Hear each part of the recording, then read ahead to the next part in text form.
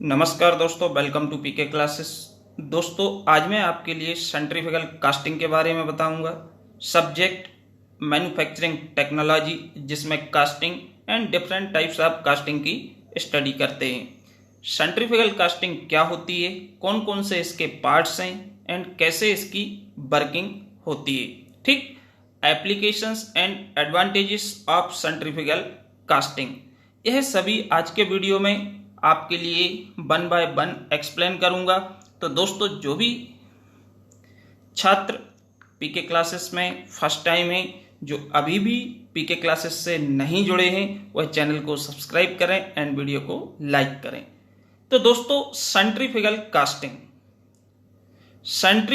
Casting एक casting का रूप है, प्रकार है, जिसमें हम पिघले हुए मटेरियल को फिल करते हैं रोटेटिंग मोल्ड के अंदर। तो जब कोई मोल्ड घूमता है और उसके अंदर कोई भी सब्सटेंस जाएगा तो वो क्या बाहर की ओर फेंकेगा, बाहर की ओर मूव करेगा, आउटवर्ड सरफेस में रेडियल डायरेक्शन में बाहर की ओर मूव करेगा। किसके कारण? सेंट्रीफ्यूगल फोर्स के कारण। ये हमारा होता है किसमें? सेंट्रीफ्यूगल कास्टिंग में। तो जो सेंट्रीफ्यूगल कास्टिंग है, इसको इन्वेंट किया था अल्फ्रेड क्रोप ने 1852 में। अब सेंट्रीफ्यूगल कास्टिंग से हम कोई भी पार्ट कंपोनेंट को मैन्युफैक्चर करते हैं, जब कास्टिंग करते हैं तो इसमें स्टील को भी यूज कर सकते हैं, कास्ट आयरन का भी उपयोग कर सकते हैं, एल्यूमिनियम का, कॉपर का, निकेल का, इन सभी धातुओं की उपयोग करके हम सेंट्रीफ्यूगल कास्टिंग से कोई भी ऑब्जेक्ट को मैन्युफैक्चर करते हैं। ओके दोस्तों, now main parts and working. अब सेंट्रीफ्यूगल कास्टिंग में जैसे लेडल का मतलब होता है एक कप होता है, जिसको हम पिघले हुए मटेरियल को किसी फर्नेस या भट्टी से निकाल के इस पोरिंग कप में भरते हैं, उसको हम बोलते हैं लेडल।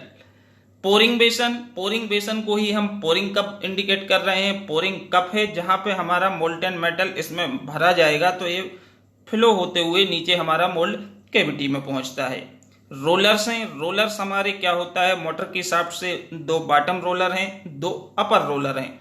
जो बॉटम रोलर्स हैं ये हमारे मोटर की शाफ्ट से कनेक्टेड होते हैं, और ये रोलर्स क्या होते हैं, इस मोल्ड के लिए रोटेट करते हैं, घुमाते हैं। और जो टॉप वाले रोलर होते हैं ये सपोर्टिंग रोलर कहलाते हैं, कि जिससे हमारा बाहर डिस्टर्ब ना होना और फिक्स रहे बीच में।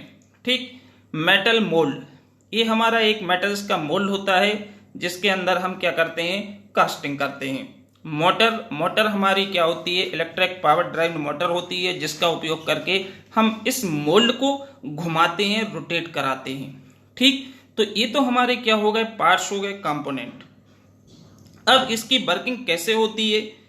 तो दोस्तों, जब हम मोटर को स्टार्ट करेंगे, पावर सप्लाई देंगे, चालू करेंगे, तो क्या होगा, इसकी जब शाफ्ट रोटेट होगी तो इसके शाफ्ट से अटैच होते हैं क्या, रोलर।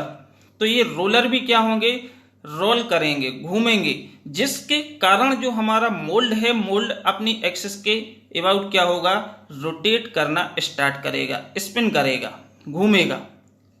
ठीक, अब जैसे ये हमारा स्पिन करना स्टार्ट करता है, अब हम क्या होता है, फर्नेस के अंदर जो हमारा मोल्टेन मेटल है, पिघला हुआ मटेरियल है, इसको हम लेडल की सहायता से निकाल के हम इस पोरिंग कप में भरते हैं, इसमें हम डालते जाते हैं।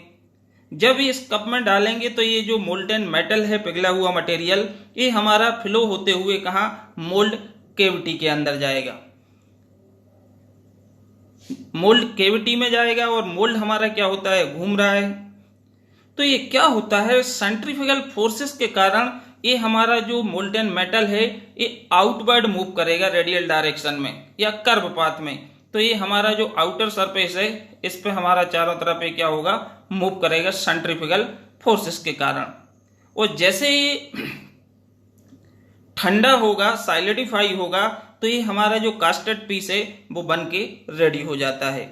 इसके बाद हम इस मोल्ड को ओपन करके जो हमारा कास्टेड पीस होता है उसको बाहर इंसर्ट कर लेंगे, और इंसर्ट करने के बाद हमारी जो कास्टिंग है वो सेंट्रीफ्यूगल से बनके तैयार हो जाएगी। तो इस तरह से सेंट्रीफ्यूगल कास्टिंग की जाती है। तो इसमें ये आपको ध्यान रखना है कि जो हमारा सेंट्रीफ्यूगल फोर्स लगता है, एक फोर्स लगता है जब ये मोल्ड घूमता है, रोटेट करता है, तो इसकी जो स्पीड होती है ये 500 आरपीएम से लेके 3000 आरपीएम तक इसकी स्पीड होती है, जिस स्पीड से ये घूमता है। तो आप समझ सकते हो कि किसी भी यदि एक रस्सी में हम पत्थर को बांध के उसको घुमाएंगे तो वो बाहर की ओर खींचेगा, उसमें सेंट्रीफ्यूगल बल लगेगा जिसके कारण वो बाहर की ओर मूव करेगा। तो सिमिलर आपका 500 टू 3000 आरपीएम से जब ये रोटेट करता है मोल्ड, तो इसमें जो मोल्टेन मेटल्स होता है वो बाहर की ओर मूव करता है सेंट्रीफ्यूगल फोर्स से, और एक पतली थिन लेयर के फॉर्म में इस पूरी कैविटी में फिल हो जाता है। और इसके बाद इसको धीरे धीरे ठंडा करते हैं, सॉलिडिफाई होता है, फिर इसको रिमूव करके हम इसको बाहर इंसर्ट कर लेते हैं। तो ये हमारा कास्टिंग कंप्लीट होती है। ठीक, नाउ एप्लीकेशंस।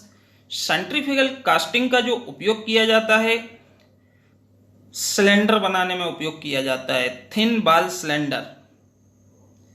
फ्लाई व्हील्स बनाई जाती हैं, रेलवे वैगन्स बनाई जाती हैं, कैरेज रेलवे की जो व्हील्स होती हैं वो सेंट्रीफ्यूगल कास्टिंग से मैन्युफैक्चर होती हैं। आपके जो पाइप्स होते हैं, पाइप भी हम सेंट्रीफ्यूगल कास्टिंग से, जो कि मेटल्स के पाइप हैं थिन, उनको हम सेंट्रीफ्यूगल कास्टिंग से मैन्युफैक्चर करते हैं। सिलेंडर लाइनर भी इसी प्रक्रिया से बनाया जाता है। तो ये जो हमारे इसके उपयोग हैं, hollow cylinders, flywheels, railway carriage wheels, cylinder liners and water supply pipe etcetera manufactured by centrifugal casting process. ठीक, अब इस कास्टिंग के जो फायदे हैं, इसकी जो स्ट्रेंथ होती है ये अच्छी मिलती है, ग्रेटर स्ट्रेंथ, और सरफेस फिनिश अच्छा होता है, गुड सरफेस फिनिश। मीन्स थोड़ी बहुत जो इम्प्योरिटीज होंगी हम कास्टिंग के बाद इसको मशीनिंग पर ले जाके हम सही बना लेंगे, ट्रिम कर देंगे, लेकिन इसमें इसके अलावा जो सरफेस फिनिशिंग होती है ओवरऑल वो क्या होती है, बहुत बढ़िया रहती है। इसके बाद इस प्रक्रिया की जो खर्चा है, इन्वेस्टमेंट है, कास्ट है, वो क्या होती है, लोअर होती है, कम होती है। And less time required to completion of the casting process. किसी भी प्रोडक्ट को सेंट्रीफ्यूगल कास्टिंग से बनाने में जो समय लगता है वो क्या होता है, बहुत कम रहता है। तो these are the advantages of centrifugal casting. दोस्तों, वीडियो पसंद आया तो चैनल को सब्सक्राइब करना ना भूलें एंड वीडियो को लाइक करें। Thank you.